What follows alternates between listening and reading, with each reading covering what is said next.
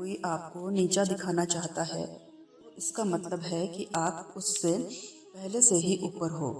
जिंदगी जीने के लिए मिली है, इससे लोग क्या सोचेंगे यह सोचने में समय बर्बाद मत करो। किसी के बुरे वक्त में उसका हाथ पकड़ो, सहारा दो, उसे हिम्मत दो, क्योंकि बुरा वक्त थोड़े समय में चला जाएगा, लेकिन वह आपको दुआ जिंदगी भर देता रहेगा। मनुष्य सुबह से शाम तक काम करके उतना नहीं थकता जितना चिंता और क्रोध के एक क्षण में थक जाता है। संबंध परमात्मा से अच्छे बना लो तो तुम्हें किसी की जरूरत नहीं पड़ेगी, खुद सबकी जरूरत बन जाओगी। सलाह देते हजारों लोग आते हैं, लेकिन जब साथ देने की बारी आई है तो केवल भगवान आते हैं। जीतने के बाद तो सारी दुनिया गले लगाती है, क्योंकि जो आज आपके साथ है वह कल आपके खिलाफ हो सकते हैं। बिना मतलब के कोई इज्जत नहीं करेगा, लेकिन खुद को इतना काबिल बनाओ कि लोग बिना मतलब के भी आपकी इज्जत करें। भगवान कहते हैं, सोने से पहले तुम सबको माफ कर दिया करो और तुम्हारे जागने से पहले मैं तुम्हें माफ कर दूंगा। भगवान ऑक्सीजन की तरह हैं, जिन्हें आप देख नहीं सकते, लेकिन उसके बिना आप रह भी नहीं सकते। कोई और तुम्हारी मदद नहीं कर सकता, अपनी मदद स्वयं करो। आप खुद के सबसे अच्छे मित्र हैं और सबसे बड़े दुश्मन भी। इंसान तब समझदार नहीं होता जब वह बड़ी बातें करने लगे, बल्कि समझदार तब होता है जब वो छोटी छोटी बातों को समझने लगे। आप किस समय सही थे इससे कोई याद नहीं रखता, लेकिन आप किस समय गलत थे यह सब याद रखते हैं। सब दुख दूर होने के बाद ही मन प्रसन्न होगा, यह आपका भ्रम है। मन प्रसन्न रखो, सब दुख दूर हो जाएंगे, यह हकीकत है। किसी भी व्यक्ति की कोई भी बात बुरी लगे तो दो तरह से सोचो। यदि व्यक्ति महत्वपूर्ण है तो भूल जाओ, और बात महत्वपूर्ण है तो व्यक्ति को भूल जाओ। रिश्ता का संबंध सिर्फ रक्त से नहीं होता, जो मुसीबत में हाथ थाम ले उससे बड़ा कोई रिश्ता नहीं होता। भगवान कहते हैं, तुम सब कुछ मुझे सौंप दो, सारा दर्द, परेशानी, और बिल्कुल हल्के होकर मुझे याद करो। धीरे धीरे तुम्हारा जीवन बदल जाएगा। हर रोज रात को सोने से पहले भगवान को अपनी पूरी दिनचर्या बता के सोएं। अगर आपके द्वारा किसी का दिल दुखी है तो मन ही मन उससे माफी मांगे। अगर आप किसी का दिल दुखाया है तो उसे माफ करके सारी चिंताएं भगवान को सौंप कर सो जाएं। यकीन मानिए, इससे आपकी जिंदगी खुशनुमा बन जाएगी। क्रोध बोला हुआ एक शब्द है, इतना जहरीला हो सकता है कि 1000 प्यारी बातों को 1 मिनट में नष्ट कर सकता है। सबको हंसाना, लेकिन किसी पर भी हंसना मत। सबके दुख बांटना, लेकिन किसी को दुखी मत करना। सबकी राह में दीप जलाना, लेकिन किसी का दिल जलाना मत। यही जीवन की रीत है। जैसा बोओगे वैसा ही पाओगे। दुआएं और प्रार्थनाएं असंभव को भी संभव बना देती है। ईश्वर को न हमारे तन की जरूरत है न धन की, उसको तो बस पवित्र मन की जरूरत है। इसीलिए वो हमें कुछ भी छोड़ने के लिए नहीं कहता, बस कहता है, बच्चे मन से विकार छोड़ो, गंदे विचार छोड़ो। जो आने वाला है वो हमेशा गुजरे हुए कल से बेहतर होगा। यही स्वप्न सोच आपके जीवन में कभी निराशा नहीं होने देगी। झूठ कितना अजीब है। खुद लोग बोलो तो अच्छा लगता है, दूसरे बोले तो गुस्सा आता है।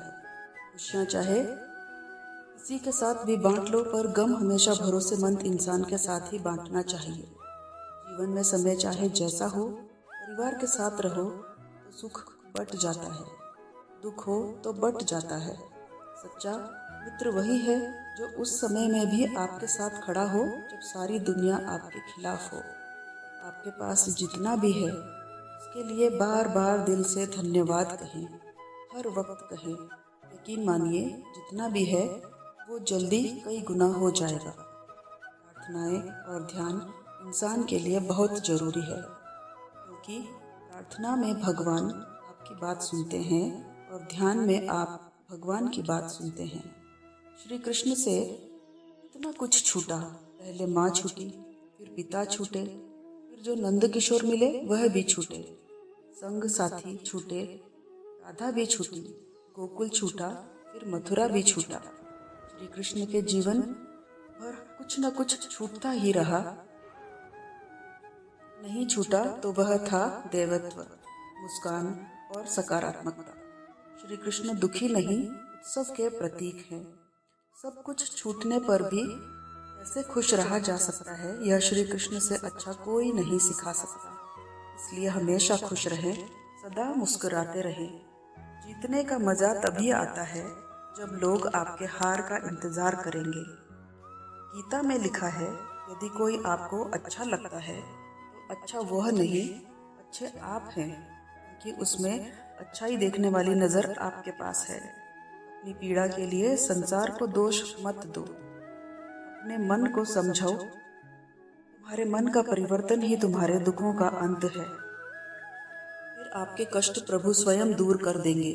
याद रखना, भगवान से कभी उम्मीद छोड़ना नहीं और दुनिया वालों से कभी उम्मीद रखना नहीं।